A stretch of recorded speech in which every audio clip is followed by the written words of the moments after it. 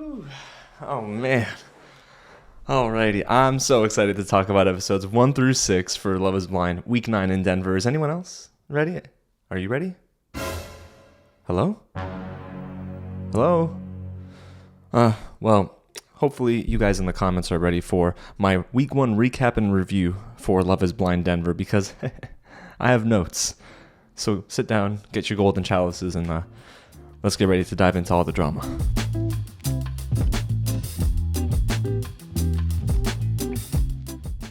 What's going on, you guys? James here with another real recap and review for Love is Blind. This time we're in Denver, Colorado. We went from Minneapolis in season 8 to Denver, Colorado in season 9. Sounds about right. But hey guys, this season, let me tell y'all, is anything but bland until we get to episode 3. That's when it doesn't get bland. Episodes 1 and 2, But guys, there's a lot going on. So listen, if you want to stay with me for all of season 9, hit that big red button below, subscribe to the channel, tap on that bell, like this video, share it with your Love is Blind podmates, and let me know down below in the comments what you think of week 1. There are some contestants here that I'm going to call out for their snakish behavior. One in particular. Now, if you need to know the release schedule, Netflix let me know that week 1 is episodes 1 through 6, which is what we're talking about today. Week 2 is next week on October 8th, episodes 7 through 9. Week 3, October 15th. Those are episodes 10 and 11. And then we got our episode 12 finale. That's week 4 on October 22nd. And I'm praying that I'm able to get some more episodes earlier than I did. That's why this recap is a little bit later, but we're working that out on my end. But for you guys, sit down, get comfortable, because you know how we always do spoiler-free thoughts? Because there's so much to talk about with these 6 episodes, I want to get into my spoiler-filled thoughts pretty quickly, all right? Because I don't have many critiques that I can't drop spoilers with, if that makes sense. So let's not waste any more time. Let's get right into my spoiler-filled recap and review. Our hosts, Vanessa and Nick Lachey, walk into both men's and women's living quarters per usual, and they are surprisingly okay this season, but that's probably because we haven't seen them at all. I don't know, it feels like they don't have as much of an impact so far in week 1, and that's okay. I'm curious, are they going to get better during the reunion? We'll see about that. Now, there are some contestants that, of course, give their testimonial interviews and talk a little bit about themselves. We have one contestant, Madison, who says she has a blind eye condition and there's a likely possibility she'll lose her eyesight. She can't see in low light situations, and she felt it very fitting for her to come on a show called Love is Blind because she eventually might not be able to see. So yes, it's sweet. I mean, I feel bad for her, of course, and I'm praying that there's some sort of procedure that can be done, right? That'll help her to not go blind, but she seems so kind regardless. And then we learned that Kacie's sister sings in Korean, and I didn't necessarily know we needed to know that. But hey, throughout this entire first 15 minutes, I feel like we were spending so much time in the men's and women's living quarters getting fun facts about these contestants, and that might have been the longest time we've ever spent with intros. Not a bad thing. But when you get fun facts that are not really about you, that's when I'm like, all right, producers, move on. Then we get introduced to Patrick, who expresses that his insecurities for himself were rooted from his past being the only Asian American in a place that was predominantly white. And it's Denver, Colorado, so that tracks for the most part.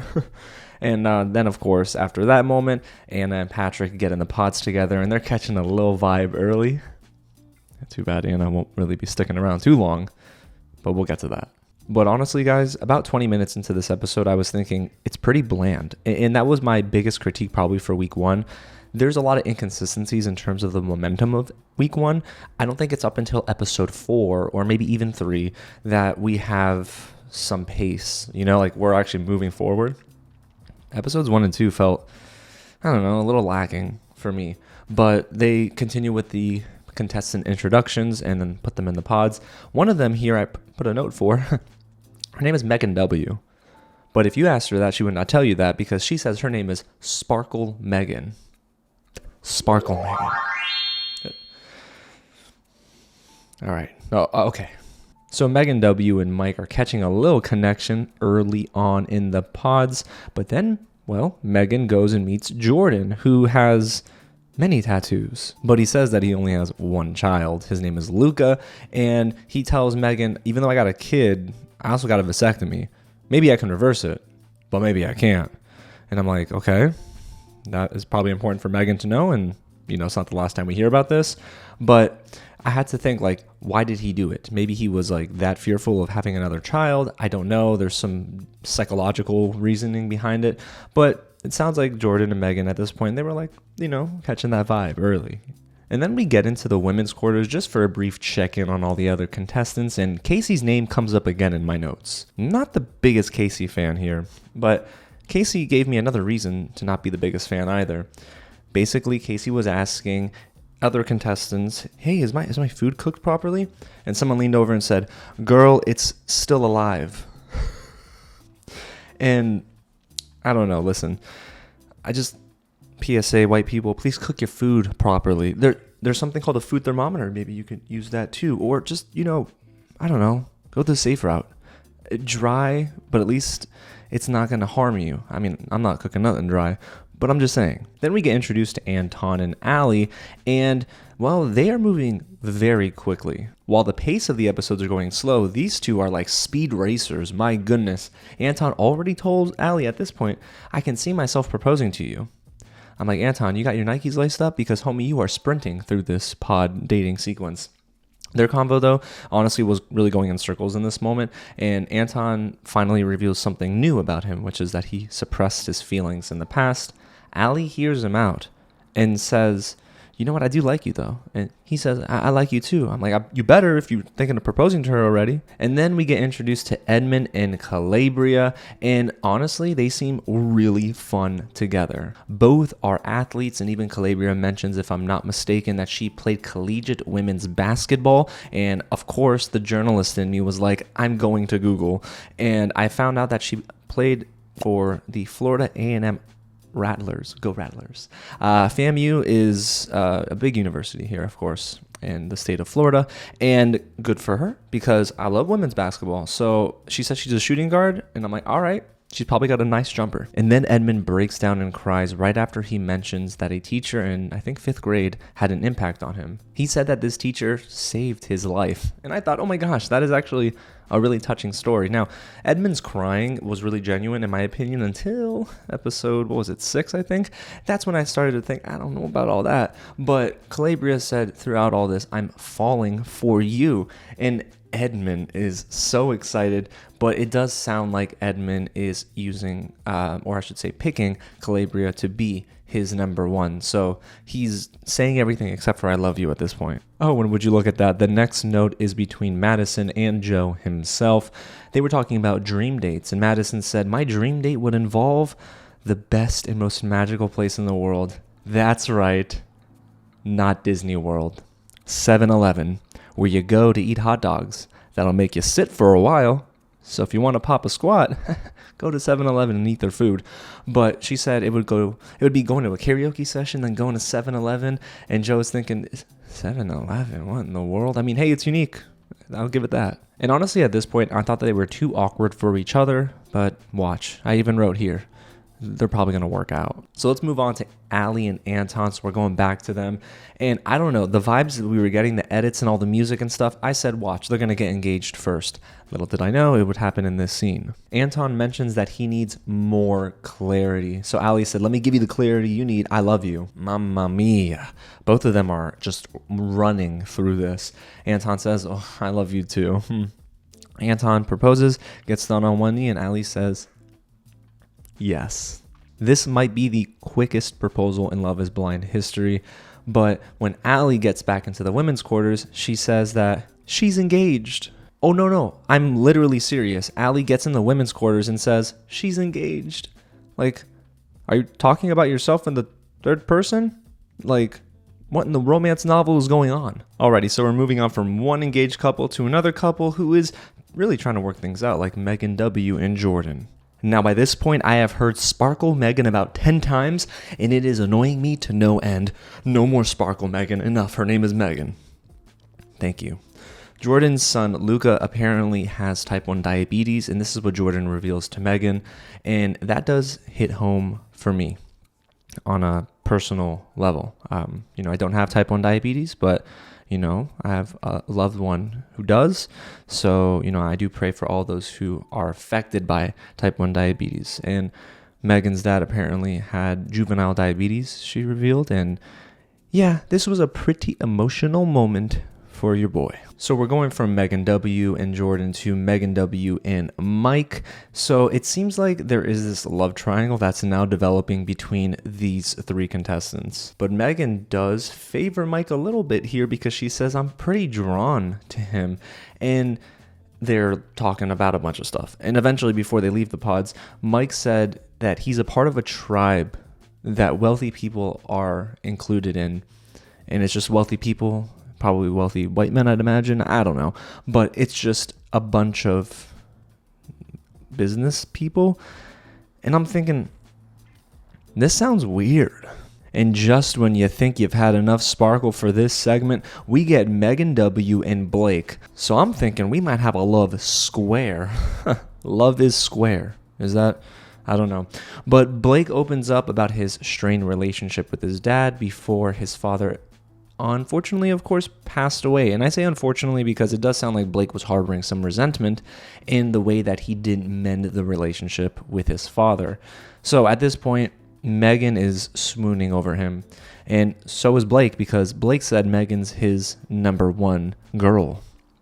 So, yeah. I don't know. And this whole time I was thinking, Blake looks exactly as I envisioned a contestant from Denver to look with that jacket. Alrighty, so it's time for episode 2, and we kick off with Allie and Anton's reveal moment. And they're talking before they see each other, and they're talking to the cameras, and Allie said, I saw love signs before this. It was 5:55 on the clock, and that was 5 minutes before I had to wake up. And it was 5 minutes before I turned my television off when she was talking about this. No, I didn't do that, because I love you guys, and I still like this show, so I kept it on. But what does that mean, Allie?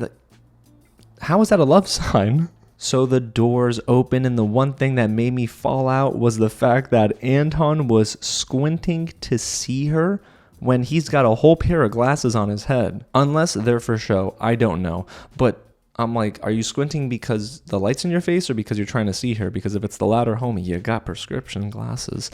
And they were, talking and all that stuff. And I'm thinking, okay, they're having a little conversation here. Cool. Hey, Anton, you going to get down on one knee? That never happened. And that baffled me. Well, how did that not happen? But hey, what did happen is that they're engaged, and they're the first couple this season to do so. So now let's get right back into the pods and talk about Joe and Madison. So they get to talking about home life a little bit, and Madison says that her cats sleep with her in the bed. And Joe is thinking, absolutely not. And I'm with Joe on this one because I'm deathly allergic to cats.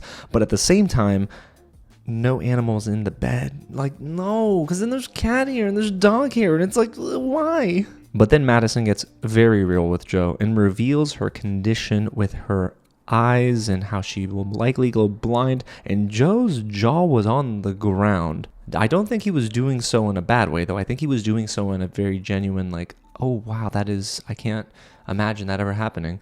But yeah, so they talked about that, and then they used an Ariana Grande song.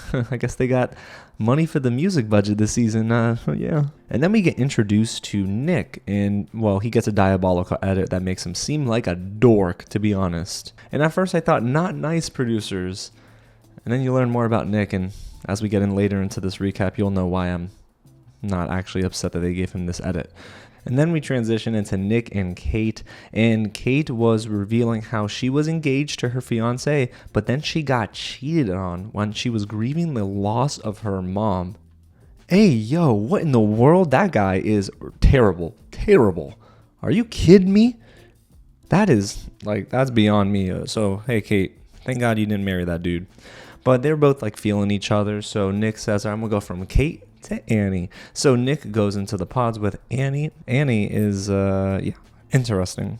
But I don't know if I mean that in a good way. Because Annie and Nick started talking nasty to one another, and I'm thinking the whole time, Lord help us. It was a whole mess. Literally a mess, because just prior to them doing that nasty stuff, Annie walks in and, spills her water all over the ground. Yeah, and if you watch the episode, you know what they say. It's gross. But then Annie said, I'm going to go from Nick to Brendan. So Annie and Brendan are in the pods together, and Annie says, listen, Brendan, you're actually my number one. It's like she pump faked with Nick and said, I'm going to go to Brendan actually, and I'm going to slam dunk with him. And the thing is, something is really off here. And I can't put my finger on it, but something is really off. So Annie's between Nick and Brendan at this point. So then we get a check into the men's quarters, which is a hot mess right now. And that's because Edmond's face is on the ground in the men's quarters, and he's kissing the floor. What is this man doing? Okay, this was the very first time I thought that something is genuinely off with Edmond.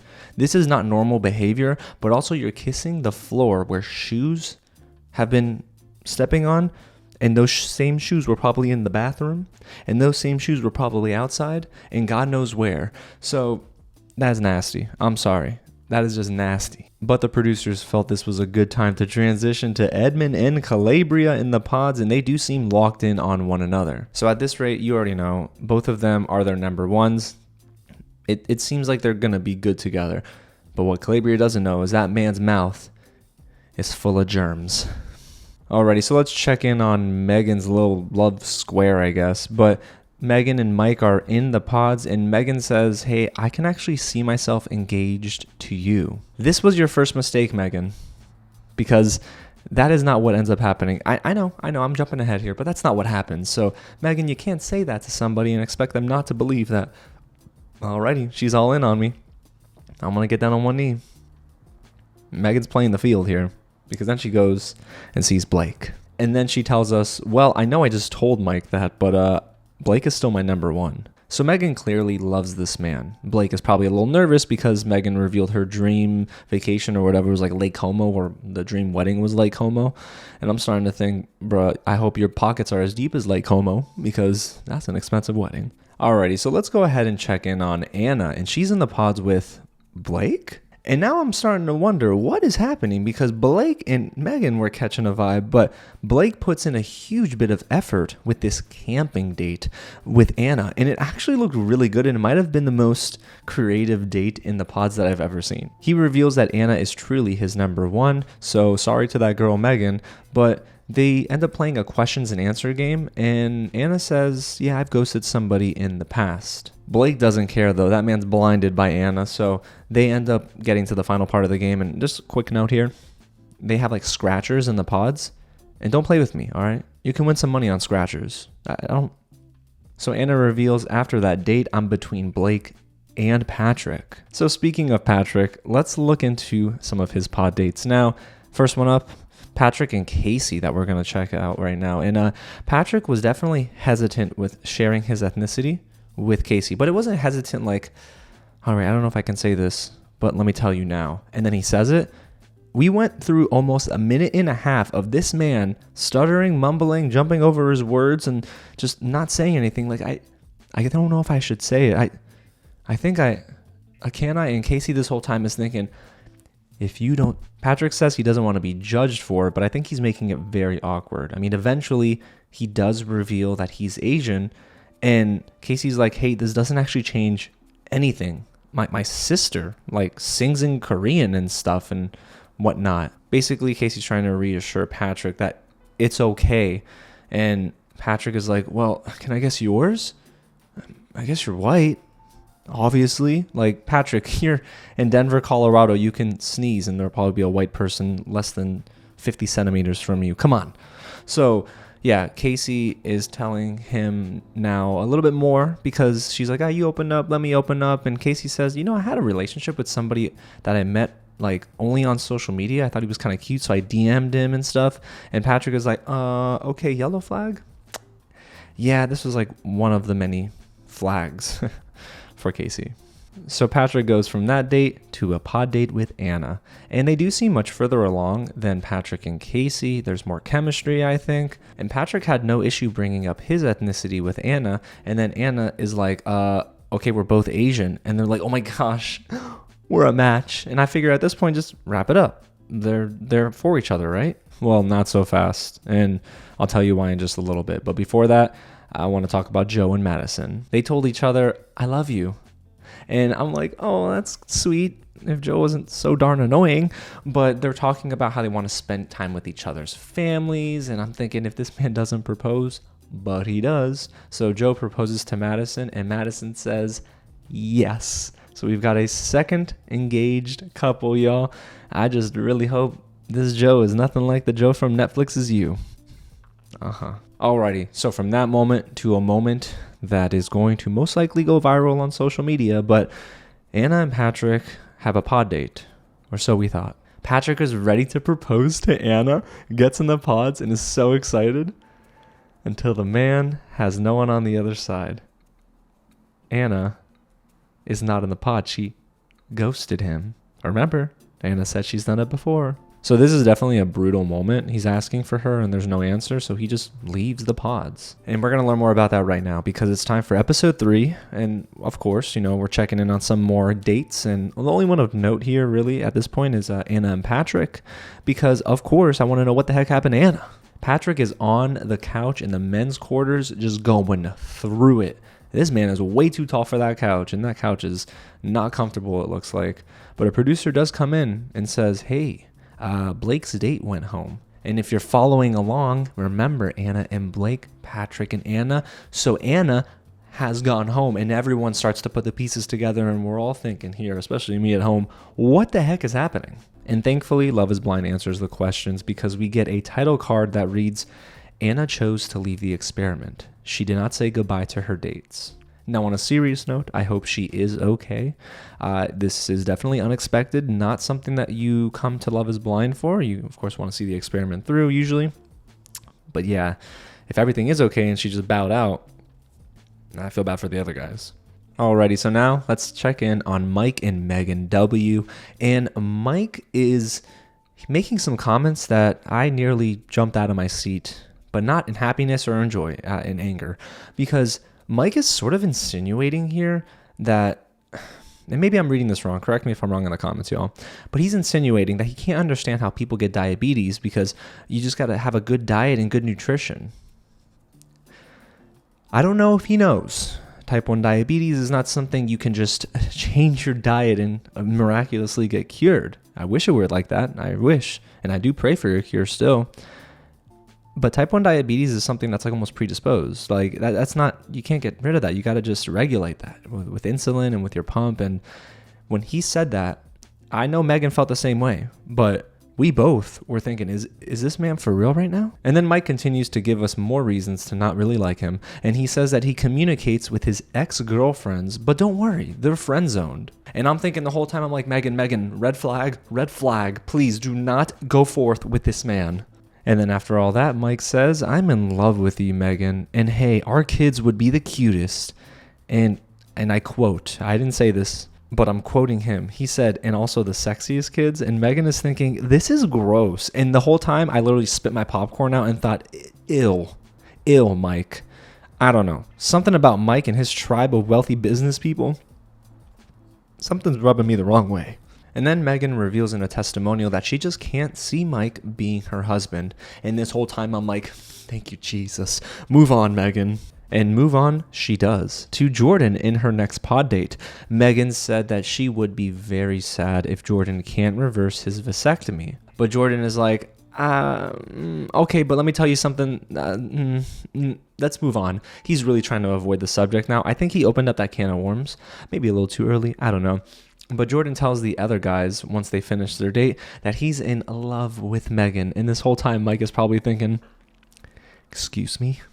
And what's crazy is Megan tells the other girls that she was going to friend zone Jordan. Ugh, that's awkward, but hey, what a turn of events for them. And speaking of turn of events, you would think, okay, Megan and Jordan, Megan and Mike, Blake is probably out of the picture. Wrong, because Megan says Blake is still her number one. Oh, great. So naturally, they go on a pod date. So Megan shows up to the pods and expects Blake on the other side. Well, that man ain't there. Just like Anna, Blake is non-existent in the pods. What in the world is happening this season? What is in the water in Denver? Does it just turn you into a ghost? Because that is what Blake just did to Megan. So Blake apparently talked to the producers in the men's living quarters, and he said he had a wake-up call once Anna left the night before. He said it didn't make sense for him to continue with the experiment, so the producers were like, you gotta do what you gotta do. So we get a title card to explain that Blake, and I quote, Blake chose to leave the experiment. He did not say goodbye to Megan. All I know is at this reunion, actually no, at the couples reunion, like, with the other podmates, oh, that's going to be spicy. Alrighty, so let's go away from the drama and get into some more love, because it's time for Joe and Madison's reveal. They see each other, and Joe says, this is a pleasant surprise. What a pleasant surprise. And I'm not even kidding. He says pleasant surprise like 5 times. And I'm starting to think, hey, bro, you can probably say she's beautiful or give her some more compliments. But after a while, pleasant surprise sounds like a backhanded compliment. Then Joe remembers he has a ring. And thank goodness, because if it was like Allie and Anton, I was going to think, what in the world is happening? So that happens. They're engaged. They're together. Congratulations. Alrighty, so now let's get into another love triangle here, and that's Annie, Brendan, and Nick. Oh boy, this is something. So Nick and Annie are in the pods on their next date, and they're getting very physical in their language, if you catch my drift. It's very weird to me. I don't know why, but Nick he's making me feel a little weird when I'm watching that and he's talking like that. But Nick says, listen, I'm going to fight for you, Annie. So I'm like, oh, okay, I guess Annie's Nick's number one. So Nick and Kate get into the pods next, and Nick tells Kate that she's his baby, and he's confident in their connection. Hey, bro, you just told Annie that you'd fight for her, and you're on the verge of loving her. What's going on here? Nick is playing the field at this point. So Nick tells Kate, I love you. And at that point, I thought, oop, Uno reverse. Nick and Kate, number one. They're locked in, aren't they? They're each other's number one. And Kate feels the same way. Kate's like, oh, that's my man now. Okay. And side note, Kate was eating Ritz as he was telling her that. And I don't blame her, because Ritz bites are really good. Oh boy, they're such a mess.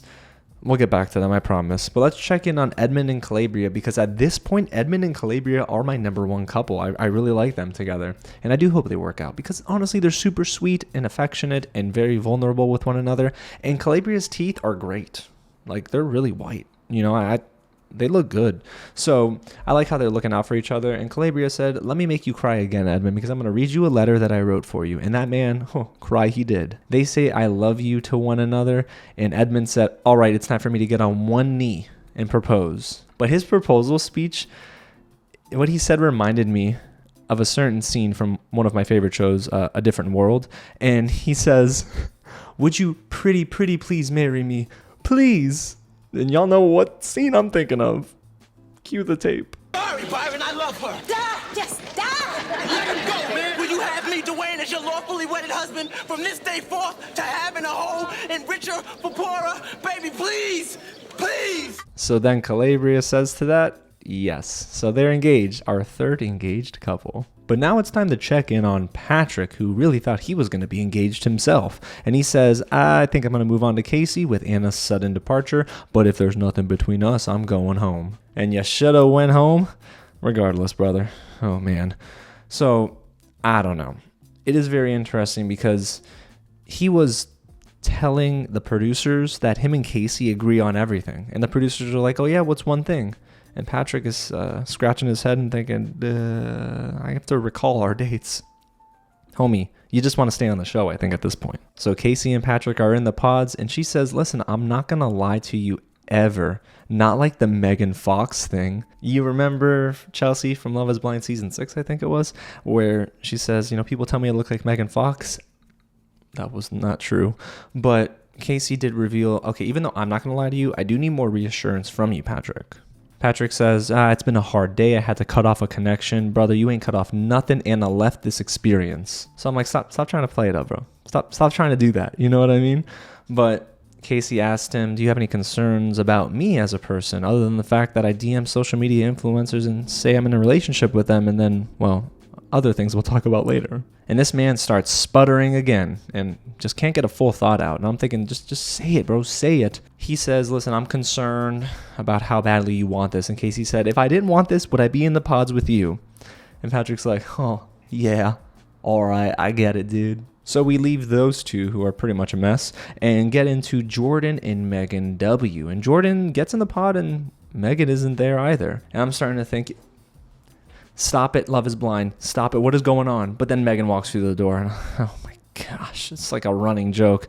They eventually drag out this joke, but it was good in this instance. And then that's about it for their date. Nothing of note.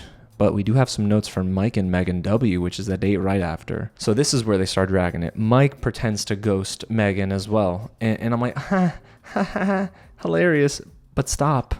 And their conversation is incredibly boring.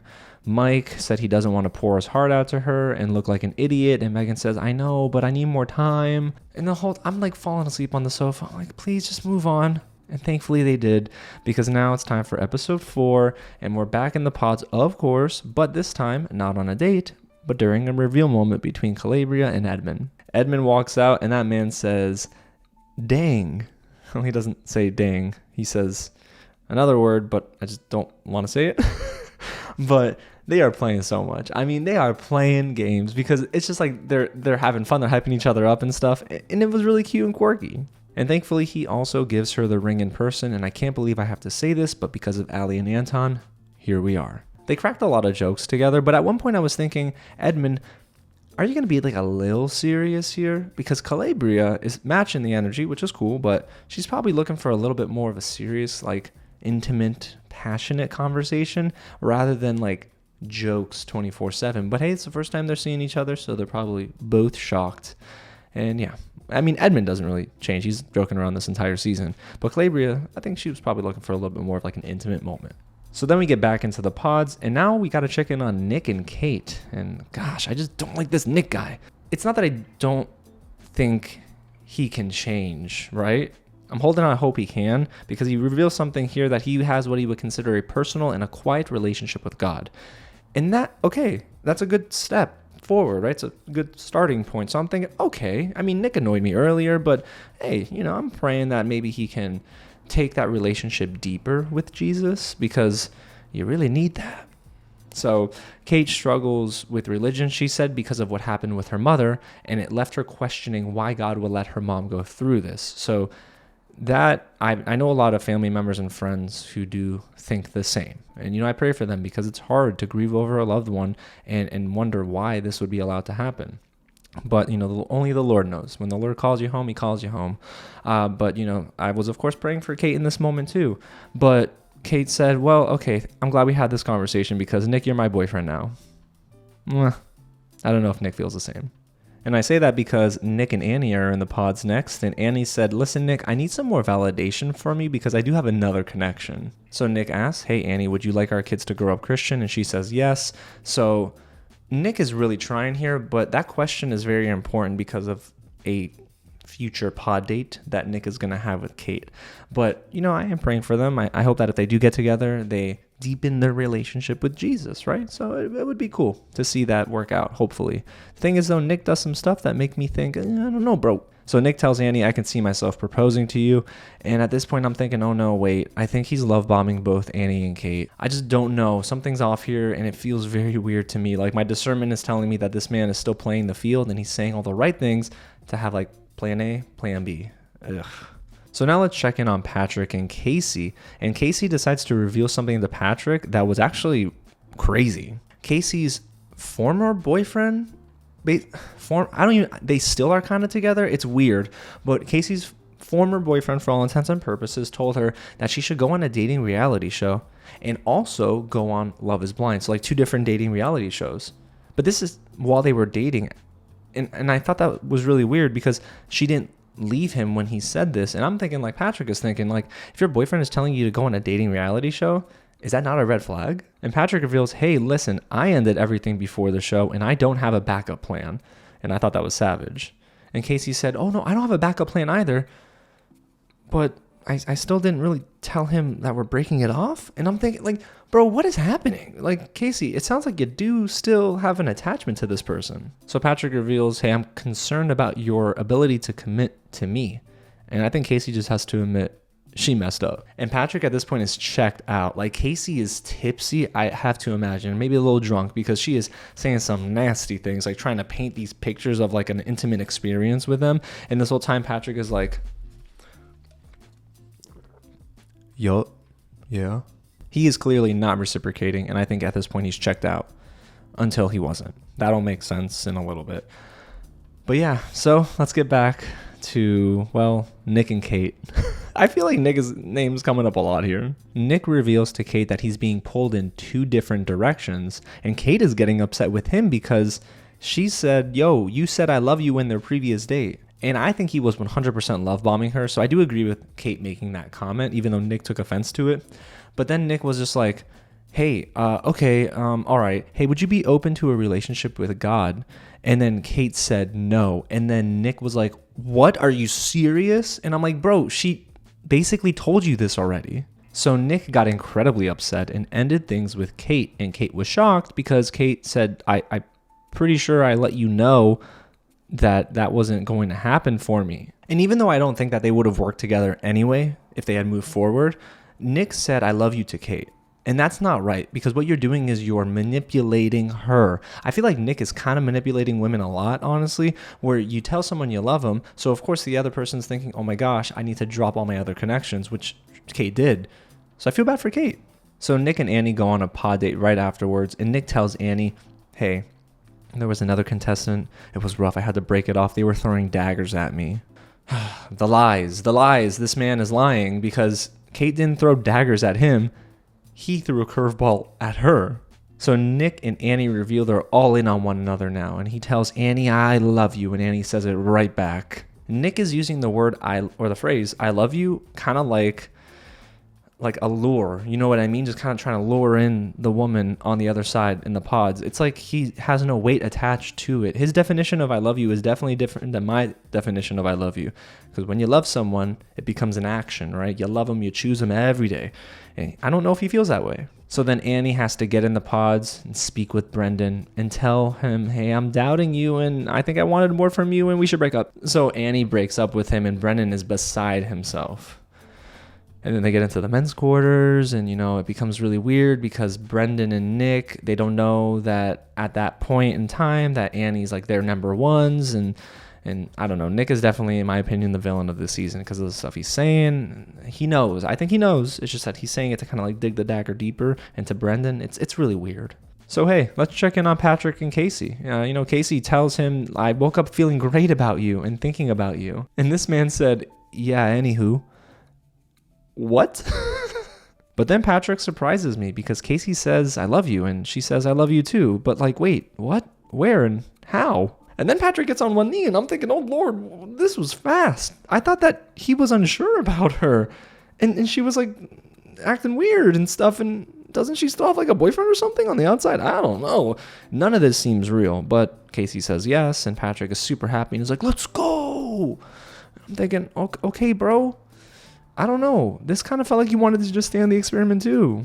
And before the end of the episode, they check in on Annie and Brendan. And I'm like, wait, what? Yeah, because remember, Annie broke it off with Brendan. But Brendan is telling Annie that, yeah, I know you have Nick, but I was going to tell you I love you.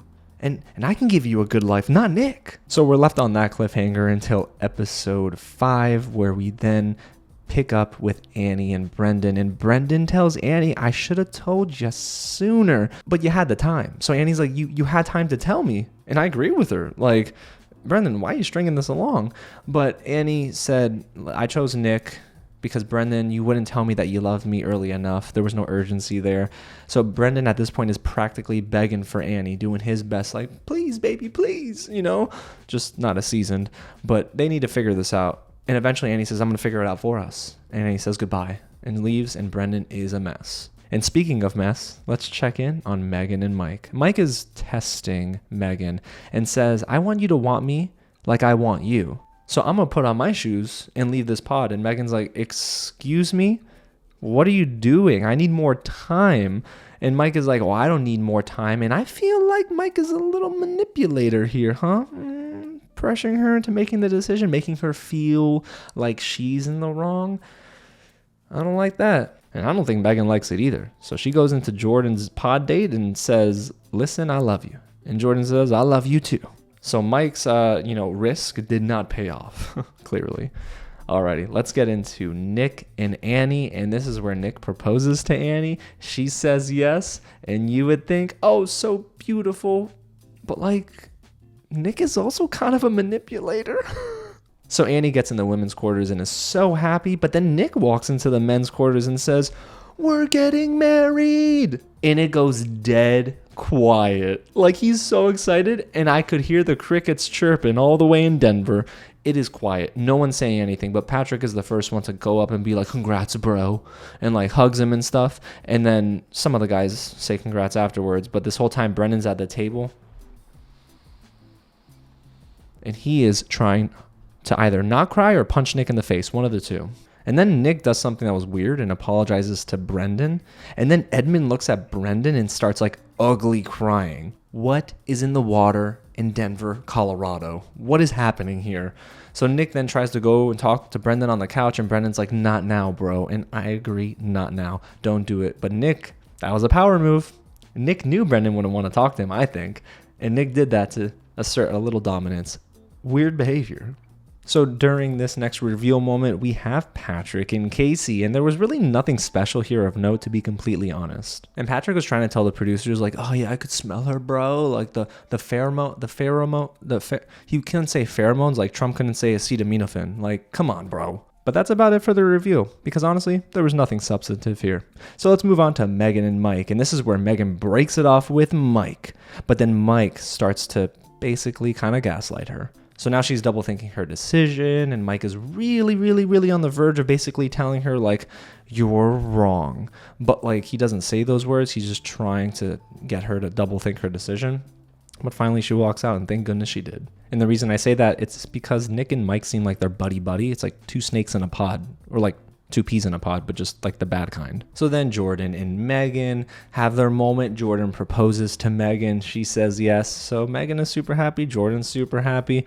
And hey, we're all happy, I guess. And then we have a reveal moment between Nick and Annie. And they seem to be attracted to one another because they're kissing a lot. You know what I mean?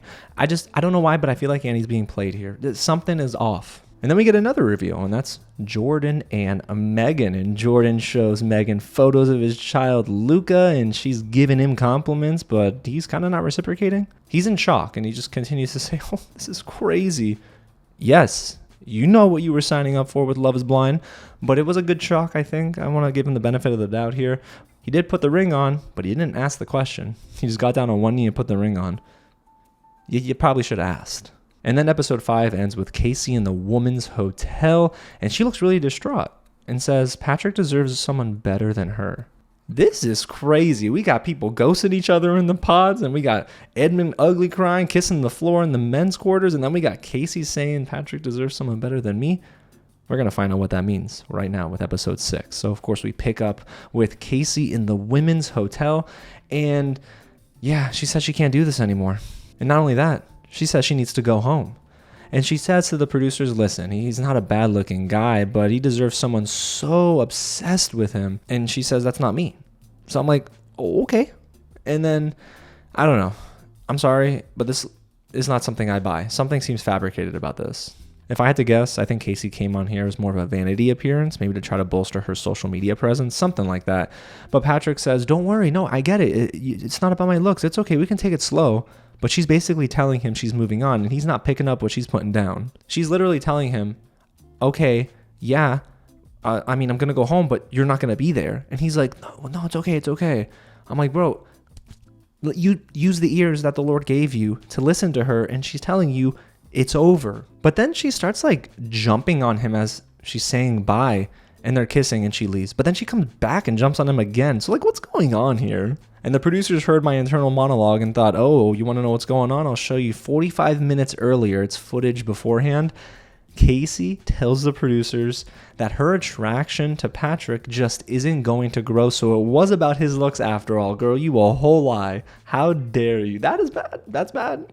So, I don't know. Again, something's off. I think that man she had outside the pods is still waiting for her, and they were ready to cash in on the Love is Blind experience. And speaking of experiences, it's time for our engaged couples to go on their Mexico vacation. So let's start with Joe and Madison. They're talking about everything. Madison's telling him more about her condition with her eyesight. And then Madison basically shows Joe exactly what could happen in low light situations because she has difficulty seeing when there's not a lot of light and runs into something. And I got nervous. I thought she fell, but she didn't. She said just bumped her leg or something. And then Madison asked Joe what his thoughts were during the reveal.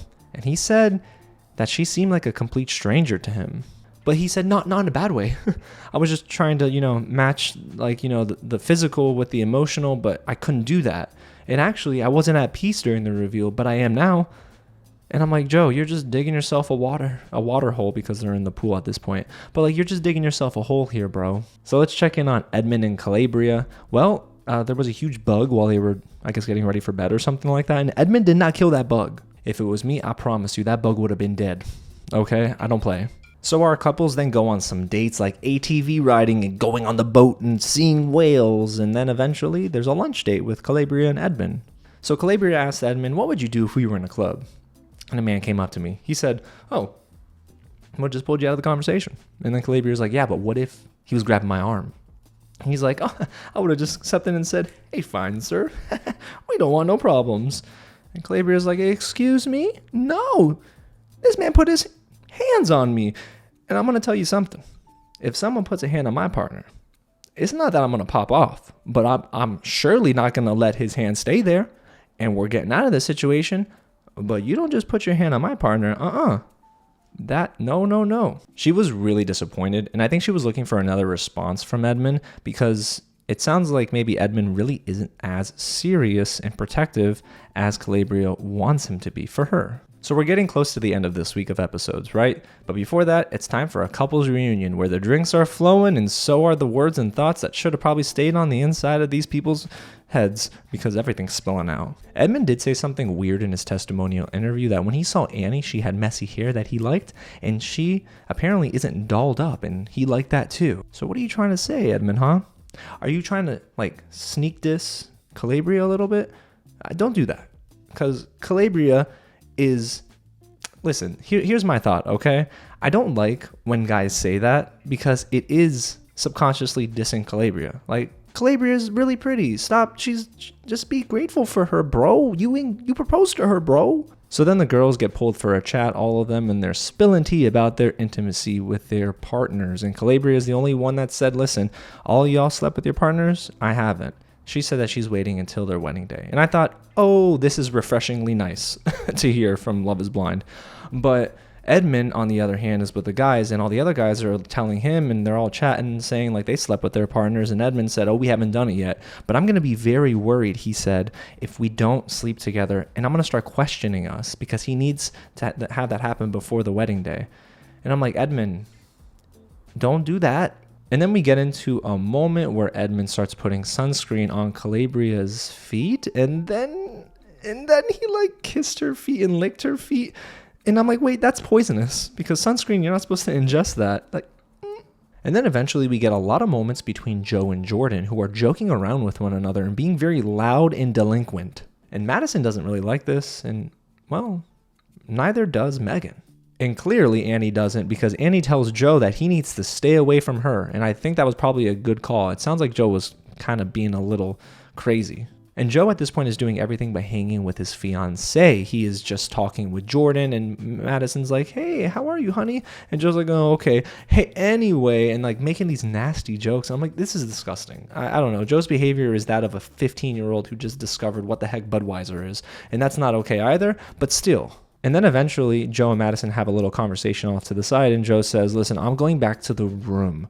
And then Madison asks, hey, do you want me to come with you? And Joe said, no. And Madison says, well, what do you need from me? And Joe says, nothing. And then just goes to the room to take a nap. This man is really drunk, but he's also really rude. And I'm sorry, I don't think he really likes Madison. So Joe and Madison have a little one-on-one convo back in their hotel room. And Joe asked her, well, were you at the pool party? And if you're as confused as I am, then we're on the same page here, because Madison's like, well, duh, I was at the pool party. What are you talking about? And Joe's really in and out of it. And he's like, you dressed up real nice. Like, yeah, bro, y'all were all together. Something else is up with Joe. I do feel like the convo probably could have happened in the morning because of the mental state he was in. He couldn't think straight. But Madison took it personally. She started crying in the bathroom. They argue, and I don't think they're lasting. And it's unfortunate to say with this transition, but here's another couple who I don't see lasting. Edmond and Kalybriah. They were my number one, and now they're not. Because, guys, I hate to say it, but Edmond is acting very suspect. Edmond says, I care what other people think. Kalybriah doesn't. And Edmond says, oh, speaking of what other people think, how about what other people do? Edmond told Kalybriah he doesn't like that they haven't slept together and that they're the only couple who hasn't slept together. And Kalybriah, she's trying to let him know, I want to save our moment together, that intimate moment, until we get married. And I thought that was nice, But Edmond is like, yeah, but what about in your past? And Kalybriah said, I've had some one-night stands, but I didn't feel good about it, But that was my old self. I want to step into this. I'm stepping into this with you with a new perspective, and I don't want to do anything until marriage. And Edmond is like, yeah, but you're so willing to give yourself up for one-night stands, and what about me? And then he starts like crying, and he's like, I'm always the nice guy. I'm too nice. And I'm like, bro, relax. This actually should make you feel good.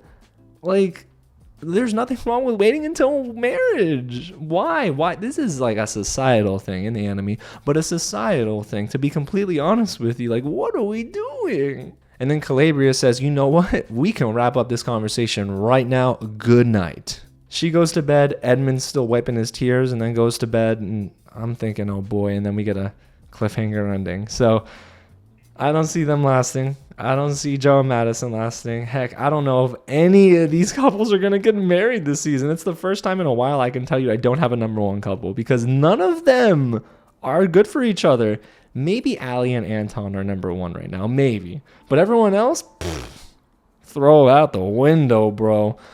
The contestant I think the worst for, at least for right now, is Kalybriah, because it feels like Edmond is like really, really trying to manipulate her into doing something she doesn't want to do. And I don't like that. I don't like when men do that. So yeah, you guys, there you have it. That's my week 1 real recap and review for Love is Blind season 9 in Denver. Is a whole mess. Week 2 is about to be crazier. So if you don't want to miss my recap and review next week, hit the big red button below. Subscribe to the channel. And guys, we're almost at 30,000 subscribers. We're in this beautiful set. It's due in large part to your support. Thank you so much. I really appreciate each and every like, comment, view. Man, maybe I'll even go live this weekend with some of my friends for Love is Blind week 1. We'll see what happens. Maybe if Sharonda wants to go live and wrangle together Chris and I, that'd be great. Alrighty, y'all. Well, again, thanks so much for watching. God bless y'all, and I'll catch you at the next screening.